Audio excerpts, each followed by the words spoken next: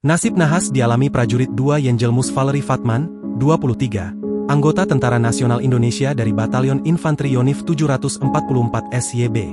Korban tewas ditabrak sepeda motor yang dikendarai 3 pemuda mabuk di Jalan Jenderal Ayani, Kelurahan Fatubenao, Kecamatan Atambua, Kabupaten Belu, Nusa Tenggara Timur, Senin, 16 September 2024. Kejadian tadi subuh di Atambua, kata Komandan Resor Militer 161 Wirasakti Kupang, Brigadir Jenderal TNI Showow Xavier Barreto Nunes kepada Kompas.com, Senin siang.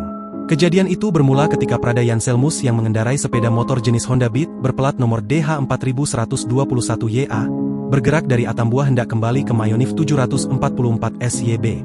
Saat melintasi Jalan Jenderal Ahmad Yani, Prada Yanselmus memarkirkan sepeda motornya untuk buang air.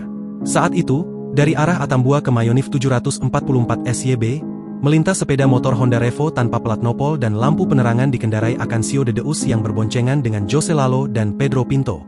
Motor itu dikendarai dengan kecepatan tinggi.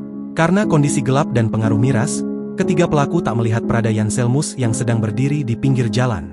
Mereka menabrak Prada Yanselmus hingga meninggal dunia di lokasi tersebut.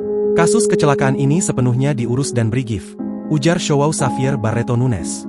Sementara rencana waktu dan tempat pemakaman masih menunggu keputusan dari pihak keluarga. Download Tribun X sekarang, menghadirkan lokal menjadi Indonesia.